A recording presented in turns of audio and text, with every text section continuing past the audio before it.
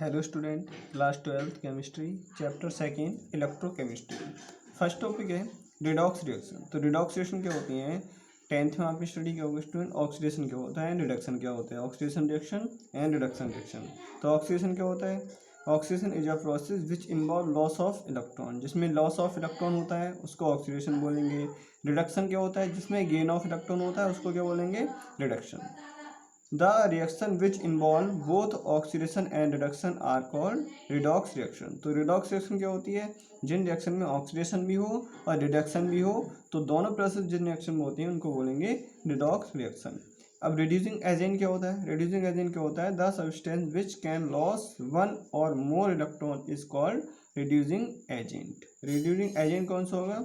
जो one or more electron को loss करेगा, तो उसको क्या बोलेंगे? Reducing electron, reducing agent. Oxidising agent कौन सा होगा? जो वन एंड मोर इलेक्ट्रॉन को गेन करेगा उसको ऑक्सीडाइजिंग एजेंट बोलेंगे। The substance which can gain one or more electron, जो one or more electron gain करेगा उसको oxidising agent. Example Z N था यहाँ पे। अब जेड एन किस में चेंज हो रहा है? जेड एन टू पॉजिटिव में। सी यू किस में चेंज हो रहा है? सी यू में। तो जेड एन ने टू इलेक्ट्रॉन का लॉस किया है, तभी तो जेड एन टू पॉजिटिव में चेंज हुआ ये। तो यहाँ पे ये क्या हो गया? Loss of electron. तो लॉस ऑफ इलेक्ट्रॉन का क्या बोलेंगे? ऑक्सीडेशन। तो इसलिए यहाँ पे ऑक्सीडेशन होगा। सी यू ने जब टू इलेक्ट्रॉन गेन किए होंगे तभी तो सी यू में चेंज हुआ। तो यहाँ पे गेन ऑफ इलेक्ट्रॉन कर रहा है सी यू, टू इलेक्ट्रॉन को गेन कर रहा है, तो इसलिए यहाँ पे क्या हो गया? सी यू का reduction. Next metallic and electrolytic conductor. Metallic conductor क्या होते हैं? देखिए पहले तो कंडक्टर्स क्या होते हैं? जिनमें इलेक्ट्रिसिटी या इलेक्ट्रिक करंट का फ्लो हो सकता है उसको क्या बोलेंगे? कंडक्टर। और जिसमें इलेक्ट्रिक करंट का फ्लो नहीं हो सकता उसको नॉन कंडक्टर। तो कंडक्टर क्या होते हैं? The substance which allow the passage of electric current. जिसमें इलेक्ट्रिक करंट पास किया जा सकता है are called conductor. The best conductor of metal such as copper, silver, tin, ये सभी क्या हैं? कंडक्टर्स। नॉन कंडक्टर्स और इंसुलेटर्स। नॉन कंडक्टर का सेकंड नेम है इंसुलेटर, बोल देते हैं उनको। तो जिनमें करंट पास नहीं हो सकता तो उसको क्या बोलेंगे? Non conductor. The substance which do not allow the passage of electric current through them are called non conductor or insulator. जिसमें करंट पास नहीं हो सकता उसको क्या बोलेंगे? Non conductor. Example rubber, glass, wood, इनमें करंट पास हो सकता है? नहीं हो सकता, तो इसलिए क्या होंगे? Non conductor. और जिसमें करंट पास हो सकता है वो कंडक्टर। जैसे मेटल्स होती हैं, टिन, सिल्वर, एल्युमिनियम, ये सभी क्या होती हैं? Metallic conductor. Types of conductors. Conductor कितने टाइप के होते हैं? मेटालिक कंडक्टर, और इसका सेकंड नेम है इलेक्ट्रॉनिक कंडक्टर, और एक होता है इलेक्ट्रोलाइटिक कंडक्टर। तो मेटालिक कंडक्टर्स के नेम समझिए, इसको मेटल्स आएंगे इसमें। तो मेटालिक कंडक्टर का मीन्स जो मेटल्स आएंगी उनमें प्रेजेंट होगा मेटालिक कंडक्टर। और इलेक्ट्रोलाइट्स या इलेक्ट्रोलाइटिक कंडक्टर किसमें प्रेजेंट होगा?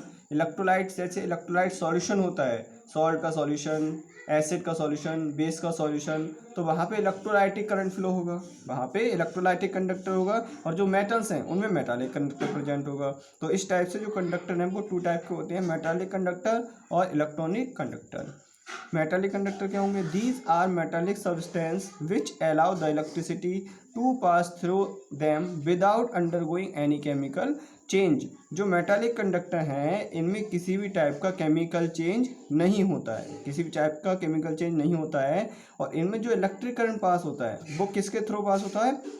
इलेक्ट्रॉन। इनमें जो इलेक्ट्रिक करंट पास होगा मेटल्स में वो इलेक्ट्रॉन के थ्रू पास होगा, इसलिए इनको इलेक्ट्रॉनिक कंडक्टर्स भी कहते हैं। These are metallic substance which allow the electricity to pass through them without undergoing any chemical change. तो इसमें किसी भी टाइप का केमिकल चेंज नहीं होता है, और इनमें जो करंट फ्लो होता है वो मेटल्स में इलेक्ट्रॉन्स के द्वारा होता है, इसलिए इनको इलेक्ट्रॉनिक कंडक्टर्स ही बोलेंगे। एग्जाम्पल कॉपर, सिल्वर, ये सभी क्या है? Metallic conductors. नेक्स्ट इलेक्ट्रोलाइटिक और इलेक्ट्रॉनिक कंडक्टर्स क्या होते हैं? जैसे electrolyte acid solution, base, salt solution, तो उसमें क्या होता है? इलेक्ट्रोलाइट, यानी इलेक्ट्रोलाइट करंट फ्लो आता है, तो उसमें क्या होगा? These are substance which allow the electricity to pass through them in their molten states और in their form of their aqueous solution. जिसमें electricity to pass through them, या मोल्टन स्टेट है या एक्वस सॉल्यूशन है किसी भी substance का, तो अगर उसमें करंट का फ्लो पास होता है तो वहाँ पे कौन सा कंडक्टर प्रेजेंट होगा, electrolytic conductor, and undergo chemical decomposition. और इसमें क्या होता है, केमिकल का डीकम्पोजिशन होता है, यानी इसमें केमिकल का डीकम्पोजिशन होता है, इसमें केमिकल रिएक्शन होती है और इसमें किसी भी टाइप का केमिकल चेंज नहीं होता था। इसमें किसी जो मेटालिक कंडक्टर था उसमें किसी टाइप का केमिकल चेंज नहीं होता था। तो इसमें जो होता है वो केमिकल चेंज होगा तभी इलेक्ट्रिक करंट जो है वो पास होगा। तो these are the substance allow the electricity to pass them in their molten state. Molten state है या एक्वस सॉल्यूशन है उसमें इलेक्ट्रिसिटी पास होती है। मोल्टन स्टेट क्या होती है, मोल्टन स्टेट क्या होती है, जैसे सॉल्ट है, नमक का सॉल्ट है NaCl, या NaCl है, NaCl का मोल्टन स्टेट क्या बोलेंगे, NaCl है। NaCl को हम इतना हीट करें कि वो लिक्विड सॉल्यूशन में आ जाए, तो फाइनली जब NaCl लिक्विड सॉल्यूशन में आएगा तो उसको क्या बोलेंगे, मोल्टन स्टेट। तो मोल्टन स्टेट में या एक्वस सॉल्यूशन में जब करंट का फ्लो पास होता है तो वहाँ पे केमिकल का डीकम्पोजिशन होता है, तो वहाँ पे इलेक्ट्रोलाइटिक कंडक्टर्स बोलेंगे उसको। Example acids, base and salts. तो इसका एग्जाम्पल क्या है, acid, base and salts electrolytes conductor के एग्जाम्पल हैं। अब क्लासिफिकेशन ऑफ इलेक्ट्रोलाइट्स। इलेक्ट्रोलाइट को टू टाइप से क्लासिफाई किया गया है, एक स्ट्रॉन्ग इलेक्ट्रोलाइट और एक वीक इलेक्ट्रोलाइट। स्ट्रॉन्ग इलेक्ट्रोलाइट्स क्या होते हैं, the electrolytes which are almost completely dissociated into ions in solution. जो इलेक्ट्रोलाइट आयंस में कम्प्लीटली डिसोसिएट हो जाए, कम्प्लीटली डिसोसिएशन हो जाए अगर सब्सटेंस का आयंस में, तो उसको क्या बोलेंगे, strong electrolyte. The electrolyte which almost completely dissociation, यानी कम्प्लीटली डिसोसिएशन हो जाता है इनटू आयंस में, आयंस में डिसोसिएशन होता है in solution, are called strong electrolyte. तो उसको स्ट्रॉन्ग इलेक्ट्रोलाइट बोलेंगे जो कम्प्लीटली आयनाइज हो जाए। एग्जाम्पल NaCl, KCl, HCl, ये सभी क्या है, स्ट्रॉन्ग इलेक्ट्रोलाइट। वीक इलेक्ट्रोलाइट क्या होंगे, जो कम्प्लीटली आयनाइज नहीं हो वो वीक, और जो कम्प्लीटली आयनाइज हो जाए वो स्ट्रॉन्ग। तो वीक कौन से होंगे, जो कम्प्लीटली आयनाइज नहीं होते हैं सॉल्यूशन में, उनको वीक इलेक्ट्रोलाइट्स बोलेंगे। The electrolytes which do not ionise completely in solution, जो कम्प्लीटली आयनाइज नहीं होते हैं सॉल्यूशन में, उनको वीक इलेक्ट्रोलाइट बोलेंगे। Example acetic acid, ammonium hydroxide, HCN, zinc chloride, mercury chloride, ये सभी किसके एग्जाम्पल हैं, वीक क्लोराइड के। Thank you student.